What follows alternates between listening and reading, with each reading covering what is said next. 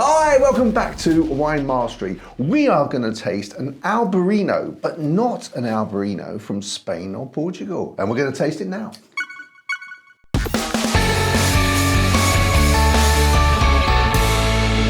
So as I said, this is not an Albarino from Portugal or Spain, which is the normal sort of countries that you would expect to get that grape or that wine from that grape. This is from New Zealand, from down under.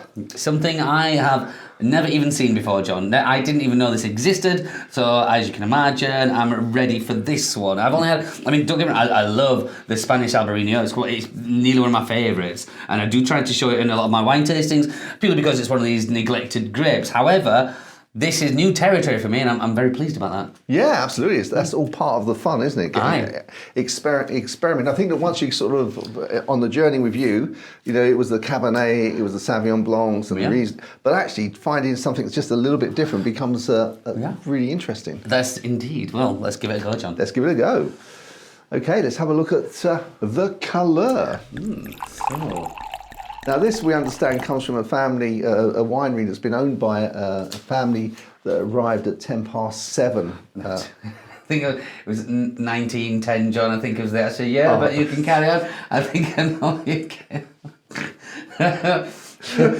Precise there, wasn't it? But the colour, it's very light and almost a hint of green in there. Yeah, just a touch of lime in that, isn't there? Yeah, it looks young and fresh. There's no kind of yellowiness in there.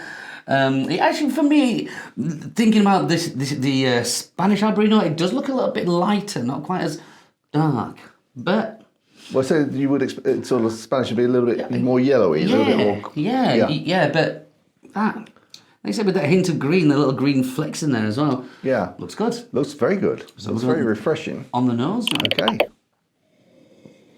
Pear drops. That's the predominant in there, isn't it? Yeah, that's lovely as well. Pear drops without the sort of sweetness, it's sweet there, but not without being not sugary sweet. Yeah. It's just... Well, actually, now you're saying that as well. I get the pear and a little bit of lemon, but not an acidic lemon. But as I'm having that as well, I'm getting a bit of a honey nose on there. It might be the pear drops. It may be, yeah. I was just, when you're saying that I'm not getting acidic lemon, I didn't know there was any other type of lemon. No, it's a softer on the nose kind of lemon. Right, yeah. Oh, I see. So that effect that it has when you make your eyes slightly water. Yeah, I mean, sometimes, like, if we were to compare it to soda, and you get that kind of harsh grapefruity thing that kind of hits you and says, this is me, this is what I am kind of thing. It's a lot softer, but it's still nice. There's lots going on in there. But it's once you've got the pear drops there, isn't it? Yeah. I think this might be interesting. I reckon so. So we have a go, John? Let's have a go.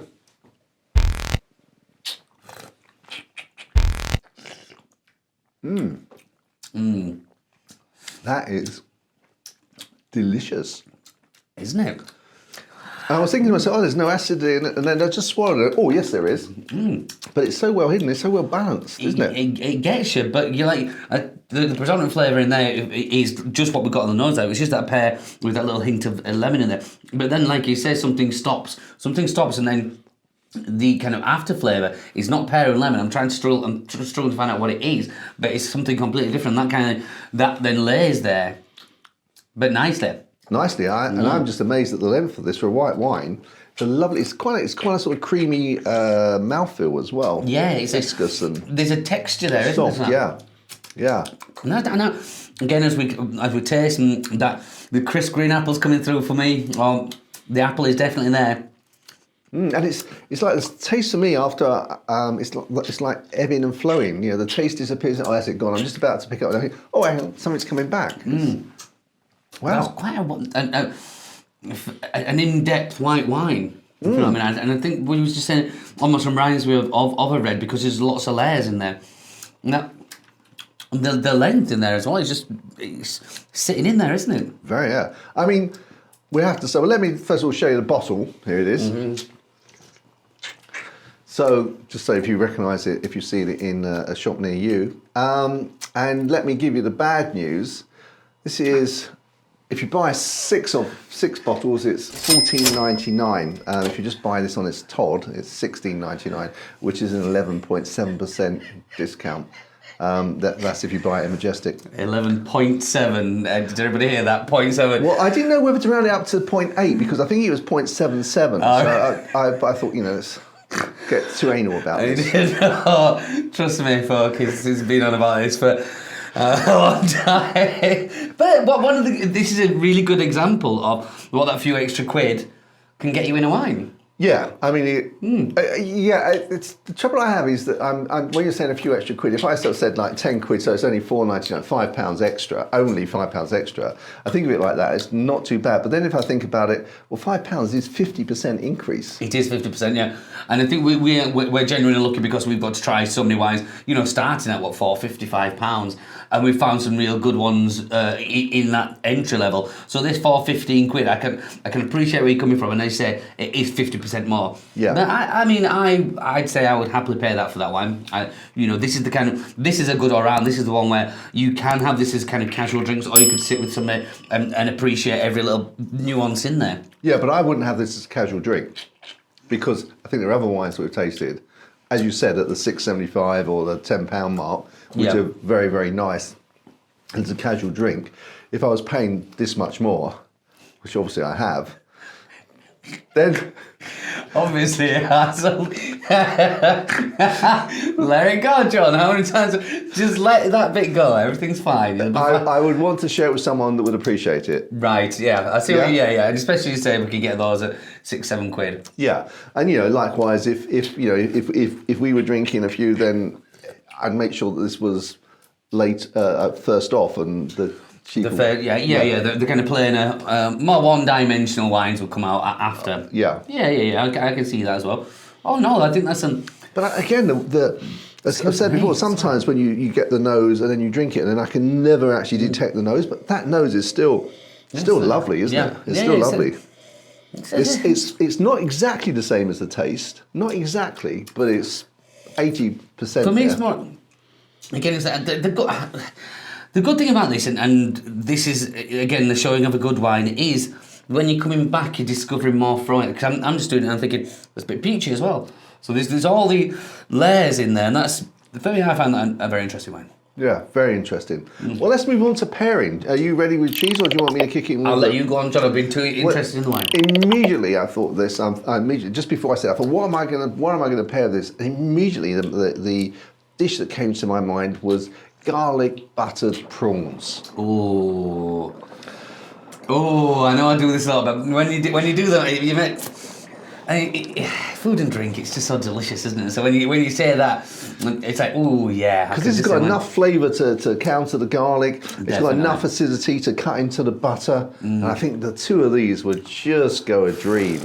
Yeah. There's a hotel that I've been to once with that does a delicious in Lanzarote, does a delicious garlic, and this would be just phenomenal with it. Crikey, John, I was supposed to be thinking about cheese then. I didn't even think. I'm just thinking of those. To go with that. Well, something that's not going to be too overly strong. I wanted to steer it. So what about Counterback, the Swiss? That's one of my favourites. I've definitely mentioned that before. Counterback, a Swiss cheese. They call it Counterback creamy. The texture, it's got this silky smooth, velvety, sticky texture, and I think it's not too overly powering. Nice bit of flavour, but I think again that together, yeah. But when I think about it, what makes my mouth water, I think that's the way to go with it. So Counterback with that one. Excellent. Okay, well now we come to the scoring, which is going to be very difficult for me because obviously it's $14.99, and a score just popped up in my head, so I'm going to stick to that. It's just a gut feel of a score. Do you want to? Yeah, I'll go for it, John. Well, as John says there, we always take into account the price, and it's not the cheapest wine. I personally thought it was very, very nice. Is it worth £15? Yeah, it's worth £15, but have we had better at that price? Yeah, so coming to the scoring with that, it's still going to be a nice 87. What? You would be shocked. You have shocked me there. Shocked to the core. I gave it 77. What? And I like it. What? 77? Why are we both shocked? because I didn't want to. To get into the 80s for me, it needs to be really good. Well, that was really good. It's really good, but then the price of 15 quid. We've had them at 6-7 quid, which have really shot and been really good. Why are you going? It's £15, Joe. I'm aware of that.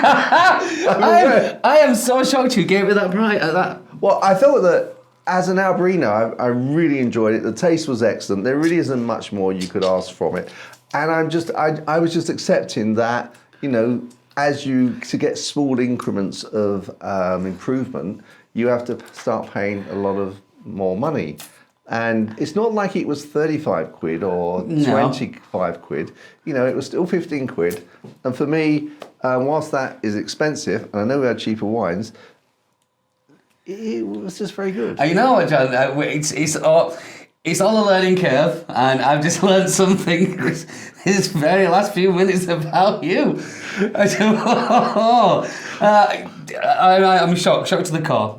Do you want to review your 77? No, I'm sticking with 77. It's a nice wine, but to get over the 80 mark for me, it has to be something a little more special, I think, at that price. But you were saying it was special during. It's nice, but again, we've had some excellent wines. We have. So no, that's really strange. Good. I mean, normally we're within 3 of each other, aren't we? Usually, yeah. Yeah, and well, maybe I'm overcompensating for my dislike of the price, but it wasn't. I just think that's amazing, John. I mean, it's lovely. It's lovely.